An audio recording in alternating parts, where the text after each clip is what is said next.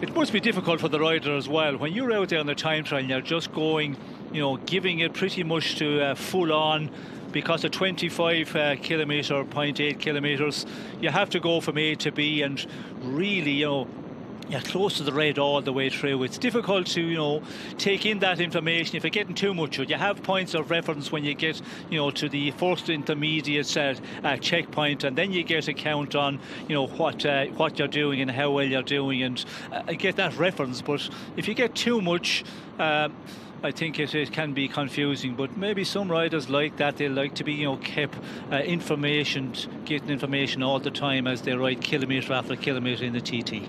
Just look at how much time he's gaining. At the first intermediate, up by 32 seconds, almost 33, and not bothered about disturbing those who he finds out on the road. This is going to be Chabier. He's caught Nicolau, he caught Bernard, he caught Jaume. That's 4 minute men he's actually eaten up already. He's almost catching the motorcycles here, struggling getting away from him. I don't think they know he's that close to them at the moment. Ganna's not close to anybody at the moment. He's way out ahead. 52 seconds he picked up.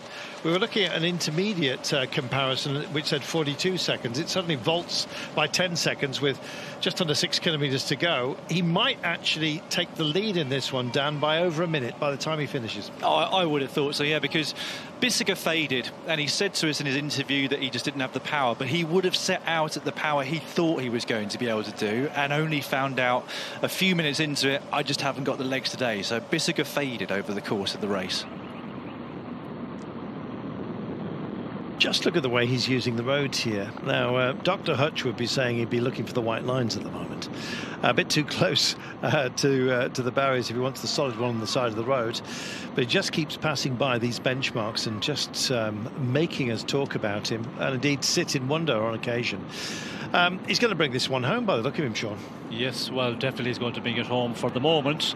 Then it will be a long time in the hot seat for Filippo Ganna, because it is going to be later in the afternoon. The GC men, that is going to be possibly pushing him, because other than that, when you look down through the list of riders there, I can't see anybody getting near this time of Ganna when he gets to the finish, and then you're going to have to wait for those GC men, Evenepoel, Roglic, Vingegaard. All of those guys are going to have a big job to try and match this time. But again, we know the GC men, they just go so deep in the time trial because it's so important for them not to lose anything against the other GC challengers, and for that reason we see those excellent times from those top guys in the GC standings. It's a marginal gain they haven't thought about, Ineos Grenadiers, isn't it? Bringing their own hot seat, so it's more, or maybe hotbed.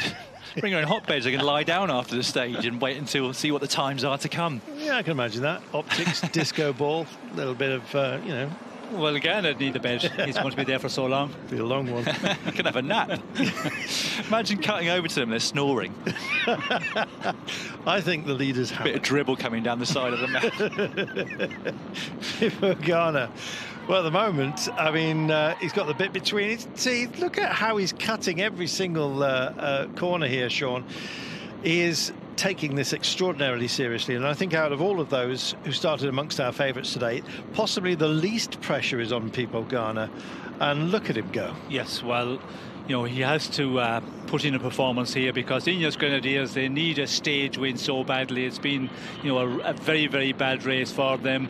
De Plus crashing out so early in the race, and Geraint Thomas not performing. So to get a stage win here, he's really up for it. And on this parcours, we can see the way he's going through the corners. You just go through full gas, as they say, and that's what he's doing out here. And he's going at a super fast pace.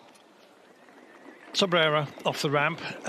Didn't have such a good run in Poland, I'm afraid, so something to make up here. In Switzerland, though, he was the good version of himself, so let's see if that happens today. But really, all our eyes at the moment, doesn't matter who comes off the starting ramp in the next few minutes, of which we have some decent time trialists.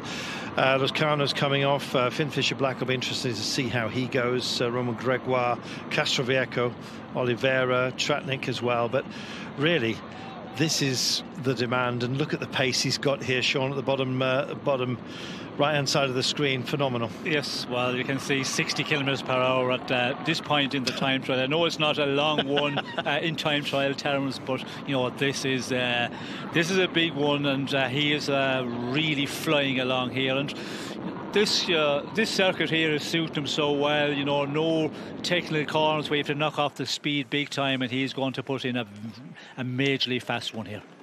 Right, just make sure you're settled, sitting down. There's nothing hot next to you, because, quite frankly, this is going to cause your arms to fly out at the sides, to be honest, in awe. Just look at the gap.